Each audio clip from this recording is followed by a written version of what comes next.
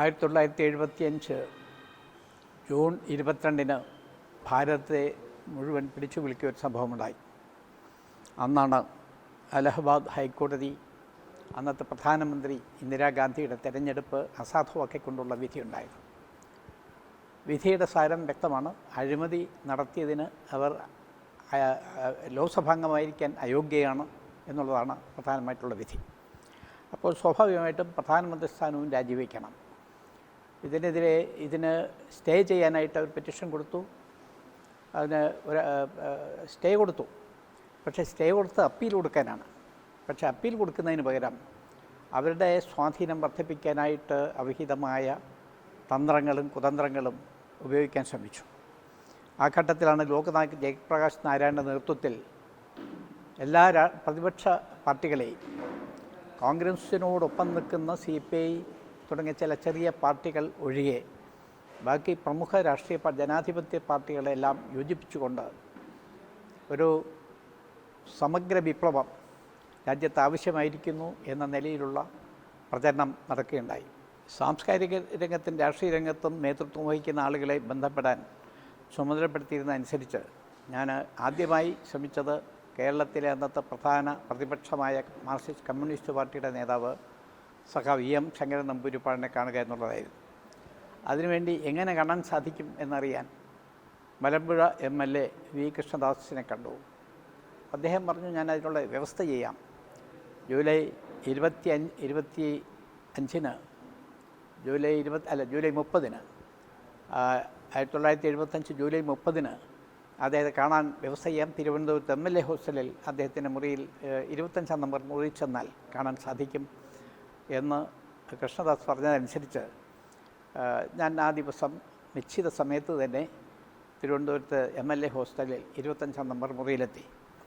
ആ മുറിയിലുണ്ടായിരുന്നത് EMS ആയിരുന്നില്ല, VS അച്യുതാനന്ദനായിരുന്നു. അന്ന് VS അച്യുതാനന്ദൻ മാർക്സിസ്റ്റ് കമ്മ്യൂണിസ്റ്റ് പാർട്ടിയുടെ അസംബ്ലി പാർട്ടിയുടെ സെക്രട്ടറി ആയിരുന്നു.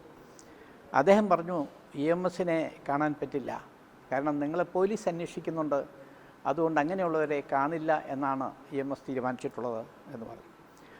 അദ്ദേഹം കുറച്ച് ദിവസം ജയിലിൽ കിടന്നാണ് ആദ്യഘട്ടത്തിൽ. അത് കഴിഞ്ഞ് പുറത്തു വന്ന സമയത്ത് ഇങ്ങനെ ഉറപ്പ് കൊടുത്തിട്ടുണ്ടായിരിക്കണം കാണില്ല എന്ന്. എന്തായാലും കാണാൻ സാധിക്കില്ല എന്ന് പറഞ്ഞപ്പോൾ മറ്റു കാര്യങ്ങൾ നമുക്ക് സംസാരിക്കാം എന്ന് പറഞ്ഞു. അങ്ങനെ ലോകസംഘർഷ സമിതി നടത്താൻ പോകുന്ന സമരത്തിൽ കേരളത്തെ സംബന്ധിച്ചിടത്തോളം മാർക്സിസ്റ്റ് പാർട്ടിയാണ് നേതൃത്വം കൊടുക്കേണ്ടത്, ഞങ്ങളതിൽ സഹകരിക്കാൻ തയ്യാറാണ് എന്ന കാര്യം ഞാൻ അദ്ദേഹത്തോട് പറഞ്ഞു. ഇങ്ങനെ പറയാൻ മാനനീയ ഭാസ്കറാവും എന്നെ ചുമതലപ്പെടുത്തിയിരുന്നു. RSS അടക്കം എല്ലാ സംഘടനകളും മാർക്സിസ്റ്റ് പാർട്ടിയുടെ നേതൃത്വത്തിൽ സമരം ചെയ്യുന്നതിൽ സഹകരിക്കാം എന്നാണ് പറഞ്ഞത്. പക്ഷേ അദ്ദേഹം പറഞ്ഞു, ഞങ്ങൾ സമരത്തിനില്ല, ഞങ്ങൾ തൊഴിലാളികളുടെ ബോണസ് അവകാശം എടുത്ത് കളഞ്ഞതിനെതിരെ സമരം ചെയ്യാൻ ഉദ്ദേശിക്കുന്നുണ്ട്, അത് കവിഞ്ഞ് അടിയന്തരാവസ്ഥയ്ക്കെതിരെ സമരം ചെയ്യാൻ ഉദ്ദേശിക്കുന്നില്ല എന്നാണ് അദ്ദേഹം പറഞ്ഞത്. അങ്ങനെ ഞാൻ നിരാശനായിട്ട് തിരിച്ചുപോയി. ആ ഇടയ്ക്ക് ജനസംഘത്തിൻ്റെ അഖിലേന്ത്യാ സെക്രട്ടറി ആയിരുന്ന ശ്രീ രാം ഭാവു ഗോഡ്ബോളെ എറണാകുളത്ത് വന്ന് എന്നെ രഹസ്യമായി കണ്ട് പറഞ്ഞു, EMSനെ എങ്ങനെയെങ്കിലും കാണണം. അപ്പോൾ ഞാൻ പറഞ്ഞു, ഞാൻ സംഭവിച്ചത് പറഞ്ഞു. അദ്ദേഹം കാണാൻ വിസമ്മതിച്ചു. അത് സാരമില്ല, നമുക്ക് മുന്നറിയിപ്പ് കൊടുക്കാതെ പോകാം എന്ന് പറഞ്ഞു. അങ്ങനെ ഞങ്ങൾ രണ്ടുപേരും വേറെ പേരിൽ ബസ്സിൽ ടിക്കറ്റ് ബുക്ക് ചെയ്ത് അവിടെ നിന്നും രാത്രി പുറപ്പെട്ട് രാവിലെ തിരുവനന്തപുരത്തെത്തി. ശാന്തി നഗറിലെന്ന് EMS താമസിക്കുന്ന 10-ാം നമ്പർ വീട്ടിൽ യാതൊരു മുന്നറിയിപ്പും കൊടുക്കാതെ കയറി ചെന്നു. ആ സമയത്ത് അദ്ദേഹത്തിൻ്റെ ഭാര്യ ആര്യ അന്തർജനം വീട്ടിൻ്റെ പുറത്തിരിക്കുകയായിരുന്നു. അവരോട് പറഞ്ഞു, ഞാൻ ഒരു കളവ് പറഞ്ഞു, ഡൽഹിയിൽ നിന്ന് ഒരു സഖാവ് കാണാൻ വന്നിട്ടുണ്ട്, അന്ന് അത്യാവശ്യമായിട്ട് കാണണം എന്ന് പറയും. അവർ അകത്ത് പോയി വിവരം നമ്പൂതിരിപ്പാടിനെ അറിയിച്ചു. അങ്ങനെ അദ്ദേഹം മുണ്ടും ബനിയനും മാത്രം ധരിച്ചുകൊണ്ട് ഇറങ്ങി വന്നു. അപ്പോൾ എന്നെ കണ്ടപ്പോൾ ഞാൻ പറഞ്ഞ കളവാണെന്ന് അദ്ദേഹത്തിന് ബോധ്യപ്പെട്ടു. എന്നാലും മര്യാദയ്ക്ക് അദ്ദേഹം എന്നെ സ്വീകരിച്ചു. എന്നോടൊപ്പമുള്ള ആളെ അകത്തേക്ക് വിളിച്ചു. അകത്തിരുന്ന് സംസാരിച്ചു. ഞാൻ പരിചയപ്പെടുത്തിയതാണ്, ജനസംഘത്തിൻ്റെ ഓൾ ഇന്ത്യ സെക്രട്ടറിയാണ്, മറ്റു വിധത്തിൽ പറഞ്ഞാൽ അങ്ങ് വരില്ല എന്നുള്ളതാണ് കൊണ്ട് തന്നെയാണ് ഇത് പറഞ്ഞത്, ഇങ്ങനെ പറയേണ്ടി വന്നത് എന്ന് പറഞ്ഞു. അങ്ങനെ അവിടെ ഇരുന്ന് വളരെ സമയം സംസാരിച്ചു. രാഷ്ട്രീയ കാര്യങ്ങൾ ധാരാളം സംബന്ധിച്ചു. അടിയന്തരാവസ്ഥയെപ്പറ്റി സംസാരിച്ചു. അദ്ദേഹം പറഞ്ഞു, അടിയന്തരാവസ്ഥയ്ക്കെതിരായ ഒരു സമരത്തിൽ ഞങ്ങൾ പാർട്ടി തയ്യാറല്ല, പാർട്ടി അതിൽ പങ്കെടുക്കേണ്ട എന്നാണ് തീരുമാനിച്ചിട്ടുള്ളത്. അതേസമയം തൊഴിലാളികളുടെ ബോണസ് അവകാശം പോലുള്ള കാര്യങ്ങൾക്ക് വേണ്ടി ഞങ്ങൾ സമരം ചെയ്യാൻ തയ്യാറാണ്. ഇത് പറഞ്ഞ് പിന്നെ അങ്ങനെ മറ്റു വിധത്തിൽ സഹകരിക്കാം, പൗരാവകാശങ്ങൾക്ക് വേണ്ടിയുള്ള കാര്യങ്ങൾ സഹകരിക്കുന്നതിനെ പറ്റി ആലോചിക്കാം എന്ന് മാത്രം പറഞ്ഞു. അങ്ങനെ ഞാനും ശ്രീ രാംഭാവ് ഗോഡ്ബോളെജിയും അന്ന് തന്നെ മടങ്ങി. അങ്ങനെ അദ്ദേഹത്തിനെ കണ്ടതുകൊണ്ട് കാര്യമായ പ്രയോജനം ഉണ്ടായില്ല. അതിനുശേഷം ശ്രീ ദത്തോപന്ത് ഠേംഗഡി വന്നു. അങ്ങനെ ഞങ്ങളുടെ ചില രാഷ്ട്രീയ നേതാക്കളെ സംഘടനാ കോൺഗ്രസ്സിലും മറ്റുള്ള ചില രാഷ്ട്രീയ നേതാക്കളെ കണ്ടു. സംഘടനാ കോൺഗ്രസ് നേതാക്കൾ അതിൽ അടിയന്തരാവസ്ഥ തെറ്റാണെന്ന് പറയുന്നുണ്ടെങ്കിലും അതിനെതിരായി സമരത്തിൽ പങ്കെടുക്കാൻ തയ്യാറായില്ല. കെ ഗോപാലൻ മാത്രമേ തയ്യാറായുള്ളൂ. അപ്പോൾ ബാക്കിയുള്ളവർ തയ്യാറാകാത്തത് അവർ കെ ശങ്കര നാരായണനോടൊപ്പം ഇന്ദിരാ കോൺഗ്രസ്സിലേക്ക് പോകാൻ തയ്യാറെടുത്തുകൊണ്ടിരിക്കുന്ന സമയമായിരുന്നു. ഠേംഗഡി അവരെ കാര്യങ്ങളൊക്കെ പറഞ്ഞ് ബോധ്യപ്പെടുത്താൻ ശ്രമിച്ചു. കേരള കോൺഗ്രസിൻ്റെ നേതാക്കളെയും കണ്ടു. പക്ഷെ അവരാരും തന്നെ സമരത്തിനിറങ്ങാൻ തയ്യാറായിരുന്നില്ല.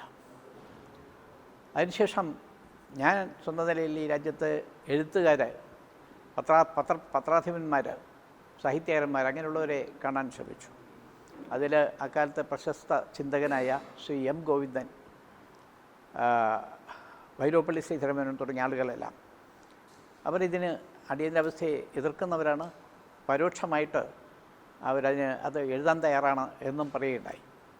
എന്നാൽ വളരെ ബുദ്ധിജീവികളായിട്ട് അറിയപ്പെടുന്ന വിപ്ലവകാരികളെപ്പോലെ സംസാരിക്കുന്ന സുകുമാരൻ അഴീക്കോട്, CP ശ്രീധരൻ തുടങ്ങിയ ആളുകൾ അടിയന്തരാവസ്ഥയ്ക്കെതിരെ ഒന്നും ചെയ്യാൻ തയ്യാറായിരുന്നില്ല. അത് മാത്രമല്ല, അവരിൽ ചിലർ പറഞ്ഞത് അടിയന്തരാവസ്ഥ നല്ലതാണ്, എന്തിനാണ് നമ്മൾ എതിർക്കുന്നത് എന്ന് ചോദിക്കുമ്പോഴും ഉണ്ടായി. അടിയന്തരാവസ്ഥയെ എതിർക്കാൻ സന്നദ്ധത പ്രകടിപ്പിച്ച ശ്രീ എം ഗോവിന്ദൻ അദ്ദേഹത്തിൻ്റെ ആശയം ഒരു 7 വരി കുറുമൊഴി കവിതയിൽ അദ്ദേഹം രേഖപ്പെടുത്തിയിട്ടുണ്ട്. അതിതാണ്: എഴുത്തോ നിൻ്റെ കഴുത്തോ ഏറെക്കൂർ ഏതിനോട് എന്ന് ചോദിച്ചൊരുവൻ എൻ്റെ മുന്നിൽ വരും മുൻപേ, എൻ്റെ ദൈവമേ നീ ഉണ്മയെങ്കിൽ എന്നെ കെട്ടിയെടുത്തേക്ക് നരകത്തിങ്കിലെങ്ങോട്ട്. അതിൽ നിന്ന് വ്യക്തമായി കഴിഞ്ഞു എഴുത്തുകാരൻ്റെ സ്വാതന്ത്ര്യമാണ് പ്രധാനം. അവൻ്റെ ജീവിതത്തെക്കാൾ അവരുടെ ജീവൻ പോയാലും എഴുതാനുള്ള സ്വാതന്ത്ര്യത്തെ വിലയിരുത്താൻ തയ്യാറല്ല. അതിനേക്കാൾ നരകത്തിൽ പോകുന്നതാണ് നല്ലത് എന്നായിരുന്നു ആ കുറുമൊഴി കവിതയുടെ ആശയം.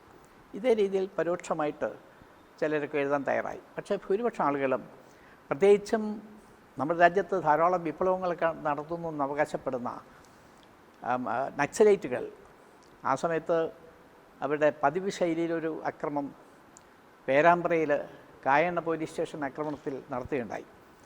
അതൊഴികെ ഈ പൗരാവകാശ ധ്വംസനത്തിനെതിരെ ഒരു സമരത്തിന് അവരാരും രംഗത്ത് വന്നില്ല. അവർക്കെതിരെ കേരള സർക്കാർ എല്ലാവിധത്തിലുള്ള മർദ്ദനമുറകളും സ്വീകരിച്ചു എന്നുള്ളത് ശരിയാണ്. പ്രത്യേകിച്ച് അവരെ അടിച്ചമർത്താനായിട്ട് DIG തന്നെ ചുമതലപ്പെടുത്തിയിരുന്നു. അദ്ദേഹമാണ് പ്രസിദ്ധനായ DIG ഉണ്ടായിരുന്നല്ലോ. അദ്ദേഹം ഇതിന് ശക്തിയായിട്ട് അടിച്ചമർത്താൻ ശ്രമിച്ചു. പക്ഷേ അത് പലരും ധരിച്ചിട്ടുള്ളത് അടിയന്തരാവസ്ഥക്കെതിരായി പ്രവർത്തിച്ചുകൊണ്ടാണെന്നാണ്. അങ്ങനെയല്ല. അടിയന്തരാവസ്ഥ കാലഘട്ടം അവരടിച്ചമർത്താൻ ഉപയോഗിച്ചു, അത്രയേ ഉള്ളൂ. പക്ഷേ ഇതൊന്നുമില്ലാതെ ഒരക്രമവും ചെയ്യാത്ത നിരപരാധികളായ ആളുകളെ പീഡിപ്പിച്ച ഉദ്യോഗസ്ഥന്മാരും പോലീസ് ഉദ്യോഗസ്ഥന്മാരും കൂടുതലും കേരളത്തിലായിരുന്നു. അതേസമയം വളരെ മര്യാദയായിട്ട് പെരുമാറിയ പോലീസ് ഉദ്യോഗസ്ഥന്മാരും ഉണ്ട്. അക്കാലത്ത് പാലക്കാട് SP ആയിരുന്ന മൊയ്തു, കൊല്ലത്ത് SP ആയിരുന്ന വിശ്വനാഥപിള്ള, അവരൊന്നും അക്രമത്തിന് പ്രോത്സാഹനം കൊടുത്തില്ല, മർദ്ദനത്തിന് പ്രോത്സാഹനം കൊടുത്തില്ല. കോഴിക്കോട് കസ്ബ സ്റ്റേഷനിലുണ്ടായിരുന്ന ഒരു സർക്കിൾ ഇൻസ്പെക്ടർ, അദ്ദേഹത്തിൻ്റെ പേര് കാസിം എന്നാണ്. അദ്ദേഹം സാധാരണ അറസ്റ്റ് ചെയ്തുകൊണ്ട് വരുന്നവരെ ഭീകരമായിട്ട് തെറി പറയും, അഴിയിലിട്ട് അടിച്ച് അവിടെ എന്തോ ഭയങ്കര മർദ്ദനം നടക്കുന്നു എന്ന പ്രതീതി ഉണ്ടാക്കും. പക്ഷേ അതിനുശേഷം അദ്ദേഹം സ്വകാര്യമായിട്ട് പറയും, നിങ്ങളെ വിട്ടയക്കാം, പക്ഷേ പുറത്തിറങ്ങി പറഞ്ഞേക്കണം നിങ്ങളെ ഭീകരമായിട്ട് മർദ്ദിച്ചു. അതൊരു വശത്ത് അങ്ങനെയുള്ള ചില സരസന്മാരും ഉണ്ടായിരുന്നു. എന്നാൽ സത്യാഗ്രഹം തുടങ്ങിയ ദിവസം തന്നെ ഏറ്റവും ക്രൂരമായ മർദ്ദനം അഴിച്ചുവിട്ടത് കണ്ണൂരിലാണ്. കണ്ണൂരിൽ പോലീസ് മൈതാനത്ത് നടത്തിയ അക്രമത്തിൽ അന്ന് അറസ്റ്റ് ചെയ്യുന്നതിന് മുമ്പ് തന്നെ അവരെ ആട്ടിച്ച്, എല്ലാ സത്യാഗ്രഹികളെയും ആട്ടിച്ച് തെരുവിലിട്ട് അവരെ എഴുന്നേക്കാൻ വയ്യാത്ത അവസ്ഥയിലായപ്പോൾ അവർ പോലീസ് വാനിലേക്ക് എറിയായിരുന്നു. അങ്ങനെയാണ് സ്റ്റേഷനിലേക്ക് കൊണ്ടുപോയത്. ഇത്തരത്തിലുള്ള മർദ്ദനം ഒരിക്കൽ പന്നിയങ്കര എന്ന സ്ഥലത്ത് കോഴിക്കോട് പന്നിയങ്കര നടന്നു. അന്ന് മാതൃഭൂമിയുടെ റെസിഡൻ്റ് എഡിറ്ററായിരുന്ന എ പി ഉദയഭാനു, അദ്ദേഹം പഴയ KPCC പ്രസിഡൻറ്റും കൂടിയാണ്. അദ്ദേഹം നേരിട്ട് കണ്ടു. അദ്ദേഹം മാതൃഭൂമി പോകാനായിട്ട് പന്നിയങ്കര ജംഗ്ഷനിൽ എത്തിയപ്പോൾ അവിടെ സത്യാഗ്രഹം നടക്കുകയാണ്. ഒരു കുറ്റവും ചെയ്യാതെ ഒരു ഭാരത് മാതാ കി ജയ്, മഹാത്മാഗാന്ധി കി ജയ്, അടിയന്തരാവസ്ഥ പിൻവലിക്കുക, അറസ്റ്റ് നിരോധനം പിൻവലിക്കുക, ഇങ്ങനെ 2-3-4 മുദ്രാവാക്യം വിളിച്ചതേ ഉള്ളൂ. അവരെ കൊണ്ട് ഭീകരമായിട്ട് അടിയുണ്ടായി, അടിച്ച് അവശരാക്കി. അവരെ ഇതുപോലെ തന്നെ പിടിച്ച് വലിച്ചഴച്ച് വാനിലിട്ട് കൊണ്ടുപോയി.